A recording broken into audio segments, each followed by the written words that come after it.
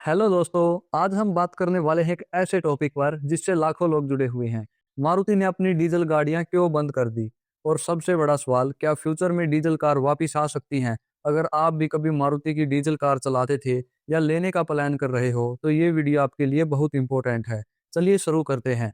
पहले समझते हैं मारुति की डीजल गाड़ियां इतनी पॉपुलर क्यों थी। एक टाइम था जब मार्केट में मारुति स्विफ्ट, ब्रेजा डीजल की जबरदस्त क्रेज था।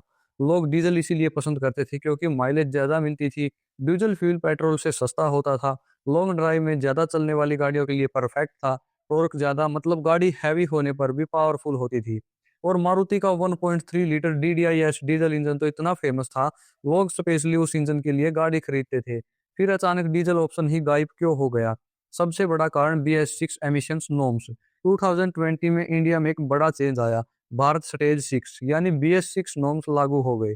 BS6 का मेन पर्पस था पोल्यूशन कम करना, इन्वायरमेंट को साफ बनाना, इंजन से निकलने वाली हार्मफुल गैसों को कंट्रोल करना। डीजल इंजन को BS6 कॉम्पिलेशंस बनाना पेट्रोल से काफी महंगा पड़ता है, क्योंकि डीजल इंजन में DPF लगाना पड़ता है। एडवांस एमिशन सिस्टम चाहिए होता है। इंजन को पूरी तरह मॉडिफाई करना पड़ता है और ये सब कॉस्ट बढ़ा देता है।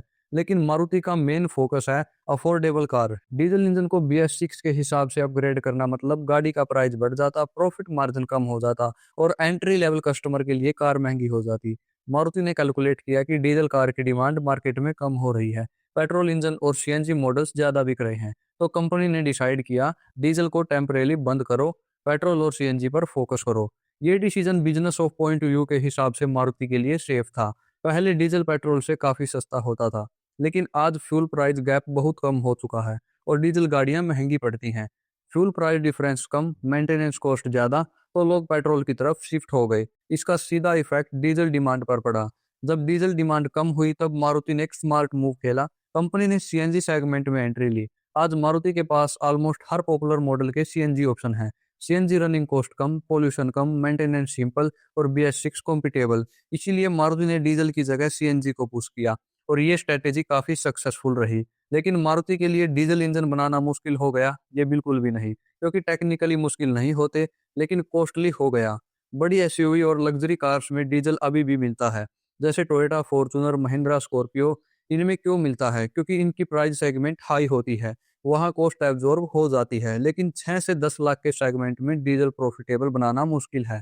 अब सबसे इंपॉर्टेंट सवाल, क्या मारुति के डीजल इंजन वापस आ सकते हैं? हाँ भाई, फ्यूचर में सिलेक्टिव मॉडल्स में आ सकते हैं। अगर डीजल्स की डिमांड फिर से बढ़ने लगी, टेक्नोलॉजी कॉस्ट कम हो गई, फ्यूल प्राइस गैप फिर से कम हो गया, तो मारुति फिर से डीजल इंट्रोड्यूस कर सकती है।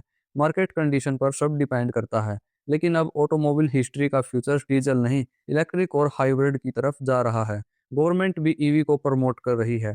मारुति भी हाइब्रिड इलेक्ट्रिक सेगमेंट पर फोकस कर रही है। डीजल सिर्फ हैवी व्हीकल्स और SUV तक ही लिमिटेड हो सकता है। और क्या मारुति ने ये गलत डिसीजन लिया डीजल इंजन को बंद करने का? नहीं। अगर सेल्स डाटा उठाकर देखें तो पेट्रोल और CNG की डिमांड ज्यादा है, डीजल डिमांड कम है। बिजनेस पॉइंट ऑफ व्यू से ये लॉजिकल डिसीजन था। और सच ये है, मारुति ने लॉस अवॉइड करने के लिए टाइमली डिसीजन लिया है ये। तो दोस्तों, मारुति ने डीजल कार बंद करने के कुछ ये वजह थी। BS6 नॉर्म्स से कॉस्ट बढ़ गई, डिमांड कम हो गई, फ्यूल प्राइस गैप कम हो गया, CNG और पेट्रोल ज्यादा प्रॉफिटेबल हो गए। और फ्यूचर में डीजल वापस आ सकती है, लेकिन लिमिटेड मॉडल्स में आएगी। ऑटोमोबाइल इंडस्ट्री फास्टली चेंज हो रही है। आज डीजल पर है, कल हाइब्रिड और परसों इलेक्ट्रिक। आपका क्या मानना है? क्या डीजल को वापस आना चाहिए या पेट्रोल, CNG और इलेक्ट्रिक ही फ्यूचर है?